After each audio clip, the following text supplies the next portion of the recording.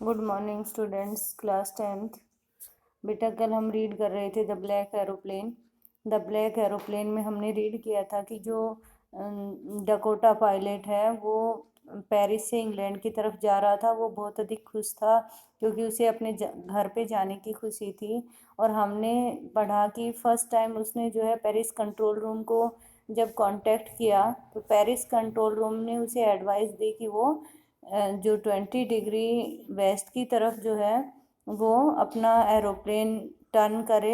उसने ऐसा ही किया। उसके बाद हमने देखा कि उसे जो है बड़े बड़े क्लाउड्स अपने सामने दिखाई देते हैं और जो कि ह्यूज माउंटेन 12 डिग्री वेस्ट की तरफ जो है अपना टर्न करे। Note 2012, yes.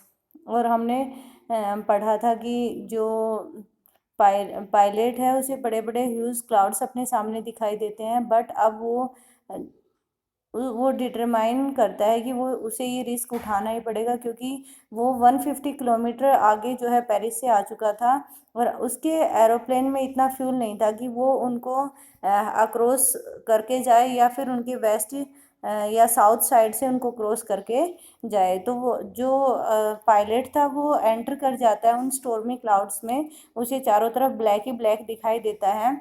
उसका जो कंपास है वो वर्क करना बंद बंद कर देता है।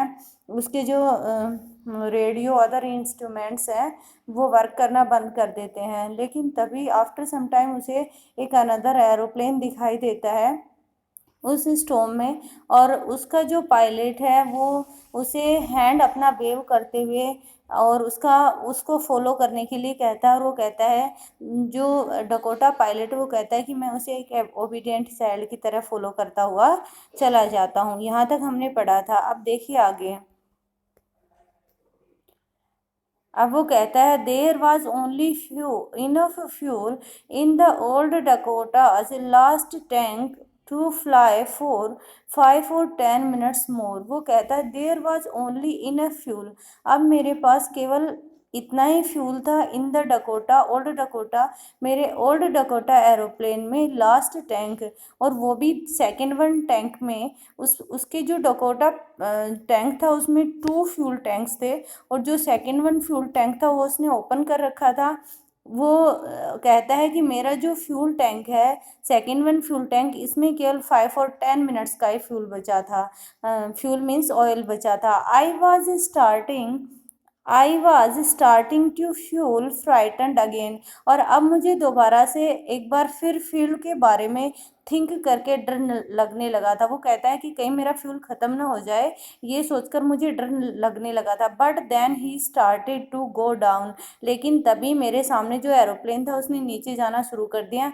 And I followed through the storm. और मैंने उसका अनुसरण किया उस स्टॉर्म के अंदर ही, तूफान के अंदर ही। Suddenly I came out of the clouds. अचानक मैं उन तूफानी बादलों से बाहर आ गया। एंड सा 2 long straight lines of lights in front of me. और मुझे मेरे सामने 2 स्ट्रेट लाइन्स दिखाई दी लाइट्स की, मेरे बिल्कुल सामने। It was a runway. और ये क्या था? रनवे था। इट मीन्स लैंडिंग प्लेस था।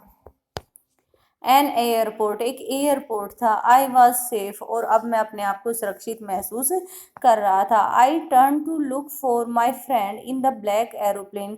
वो कहता है कि आई टर्न, मैं मुड़ा, टू लुक फॉर, देखने के लिए, माई फ्रेंड, अपने मित्र को, इन द ब्लैक एरोप्लेन, उस ब्लैक एरोप्लेन में। But the sky was empty. लेकिन मुझे आकाश बिल्कुल खाली दिखाई दिया। There was nothing there.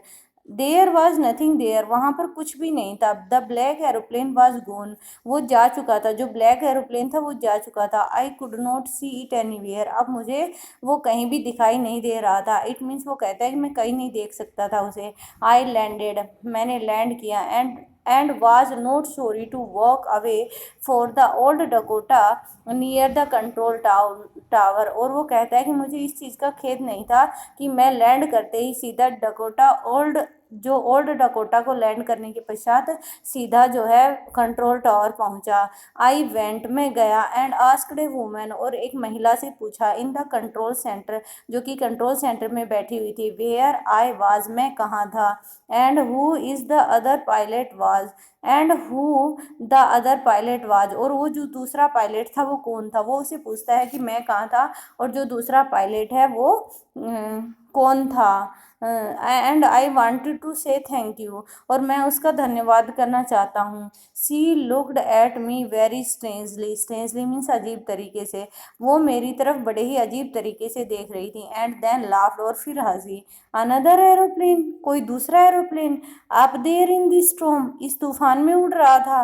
No other aeroplane was were flying tonight, कोई भी दूसरा एरोप्लेन आज रात नहीं उड़ रहा था। योवर्स वाज द ओनली, केवल तुम्हारा ही एरोप्लेन था। One I could see on the radar, जिसे मैं अपने रेडार पर देख पा रही थी।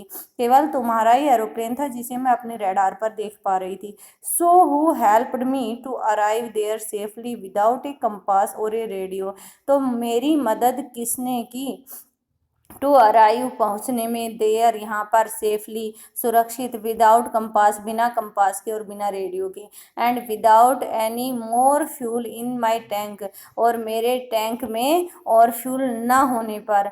Who was the pilot on the strange black aeroplane, वो पायलट कौन था उस अजीब ब्लैक एरोप्लेन में, फ्लाइंग इन द स्टॉर्म, जो उस तूफान में उड़ रहा था, without lights, flying in the storm, तूफान में उड़ रहा था विदाउट लाइट्स, बिना लाइट्स के, उसके एरोप्लेन पे बिना लाइट विंग्स के। यस, तो ये अपनी स्टोरी थी। इसमें ये एक मिस्टीरियस स्टोरी है। इसमें ये नहीं बताया गया कि वो जो सेकंड वन एरोप्लेन है वो कहाँ से आया था और लास्ट में वो कहाँ चला गया, ऐसा कुछ नहीं बताया गया। Just it is a secret. वो जस्ट जो राइटर है वो ये बताता है कि मेरी किसी ने हेल्प की और जब मैंने लैंड किया तो उसके पश्चात मुझे कुछ भी दिखाई नहीं दिया। जो सेकंड एरोप्लेन है, जब मैं वो कंट्रोल रूम में जो महिला थी उसके पास गया तो उसने मुझे बताया कि वहाँ पर कोई एरोप्लेन नहीं था।